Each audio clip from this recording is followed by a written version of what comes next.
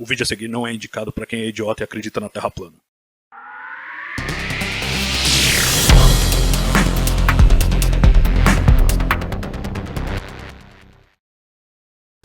Imagens do Mars Reconnaissance Orbiter, analisadas por cientistas do Caltech, revelam que Marte teve água corrente em sua superfície por até 1 bilhão de anos a mais do que antes se estimava.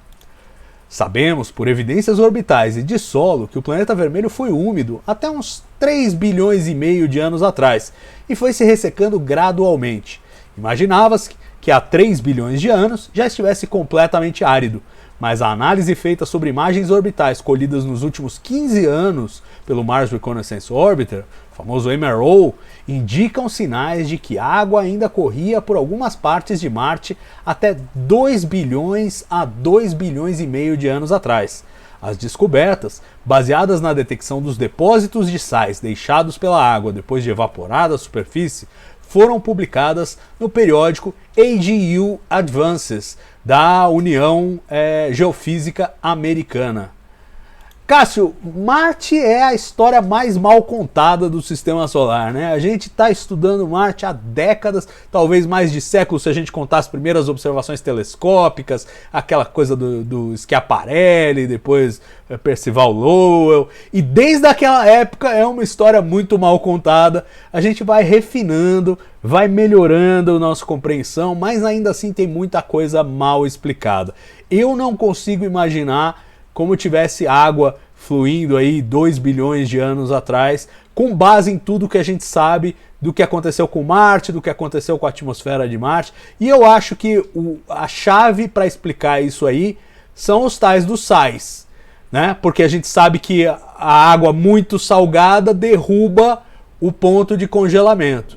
E aí você pode ter um pouco mais de fluxo de água, mas isso não quer dizer que Marte fosse habitável àquela altura. Porque você vai ter uma água tão salgada que nenhuma vida poderia sobreviver. A gente tem exemplos na Terra de regiões aí que a gente tem reservas de água, mas ela é tão salgada que a vida não pode prosperar lá. Você acha que é mais ou menos por aí? Tipo, a água durou um pouco mais, mas a janela para a vida de Marte continua aquela estreitinha de 3 bilhões e meio a 4 bilhões de anos atrás?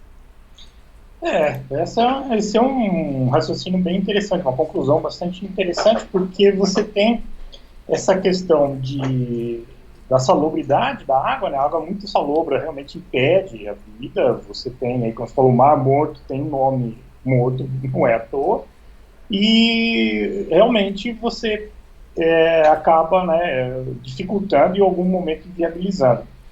A janela, como você bem falou, a conclusão que eu falei que é interessante é que a janela acaba sendo aquela mais curta, apesar de você ter um tempo maior de água, porque, veja, o processo de evaporação da água vai tornando ela cada vez mais salobra, né?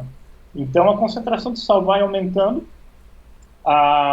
Se você tem um patamar que a partir disso, né, uma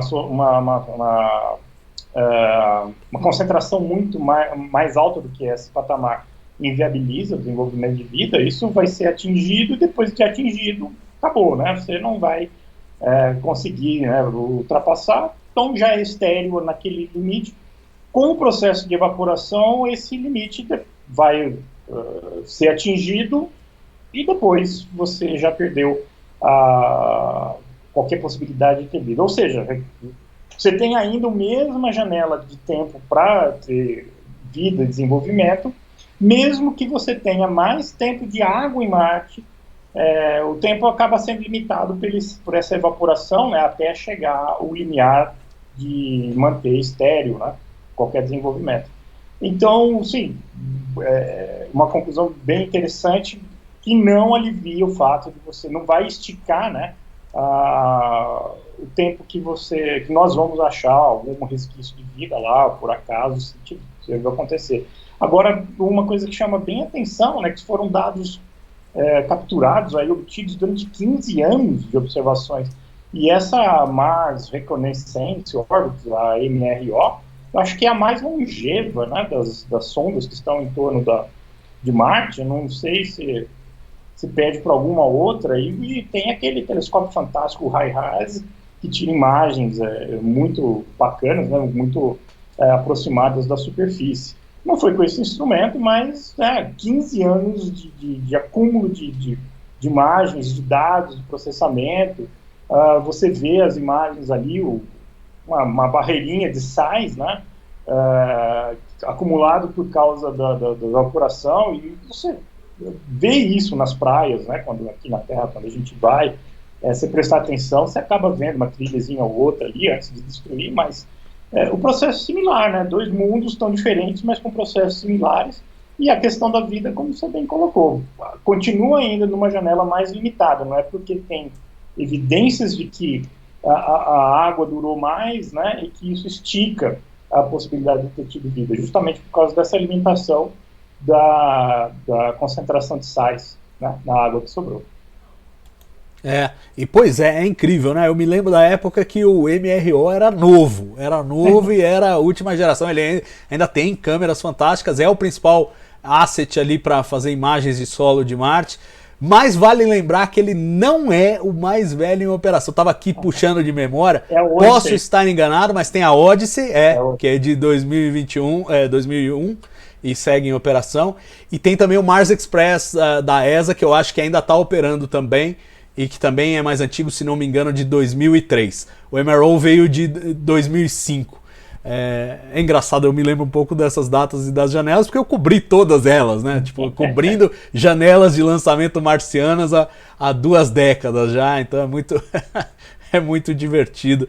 E ao mesmo tempo, mas uma coisa é certa, essa idade do MRO, ela é uma preocupação para a NASA, porque ele é o principal retransmissor de dados dos rovers que estão lá no chão.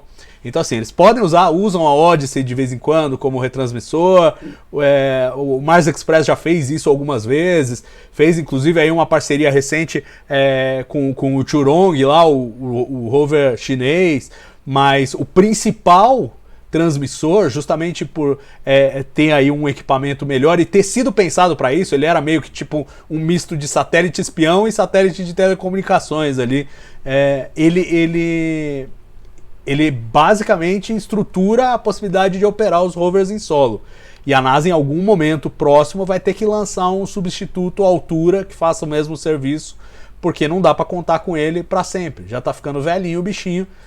São 2022 para 2005, são 17 anos já. É um bocado de tempo. E tem uns mais velhinhos ainda, 2 décadas, os bichinhos trabalhando lá. Nada mal, nada mal. Mais uma vez mostra como Marte é a nossa próxima fronteira.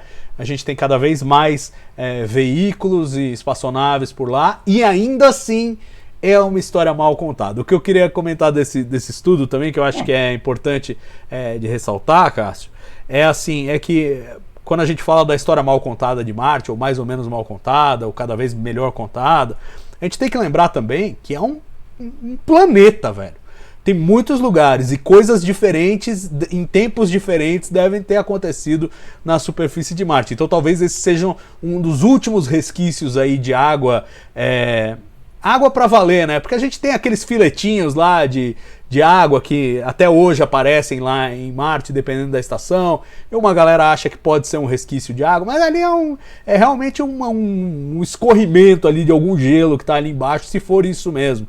Não é água corrente mesmo, um fluxo de água estável na superfície, como parece sugerir essa presença dos sais, aí que é uma bacia enorme ali onde você tem os sais presentes que eles detectam por espectrografia. Mas é bem isso, né? Quer dizer, cada lugar deve ter uma história para contar. É a mesma coisa aquela história da Lua, né? Pousamos 6 lugares da Lua, já entendemos a Lua. Não é bem assim. A gente vê resultados aí das missões chinesas, trouxe a amostra aí com outros resultados, a história da água na Lua. Não é bem assim. Em Marte é a mesma coisa, né? E pior, né? Porque você tem ali vários ambientes, você tem uma climatologia diferente, né? Pensa no passado, quando tinha uma atmosfera mais espessa, você pode comparar com a Terra, que você tem diversas zonas de climas, né? Diferentes, então provavelmente isso se repetia lá, talvez não tão extremadamente, mas certamente você tinha regiões onde chovia mais, onde tinha mais água, lagos mais profundos que demoraram mais a evaporar e contribuindo com o microclima. Então, toda essa história realmente é muito complexa. Dependendo de onde você descer, você vai ter uma história completamente diferente, né? Quando você escolhe os pontos de pouso, sempre visando algum tipo de objetivo, e no final das contas, esse objetivo vai estar muito ligado ao que teve no passado. Então, agora que a Perseverance desceu num lugar onde tinha muita água, onde escorreu muita água, então aquilo tem completamente diferente, né? Toda uma história geológica completamente diferente da onde está o Turong, né? Onde estavam as Vikings, que é muito mais seco, e certamente de onde desceu a sonda Phoenix, né? Que era a sonda lá do círculo, praticamente nos polos, né? Bem acima ali do que seria o círculo polar.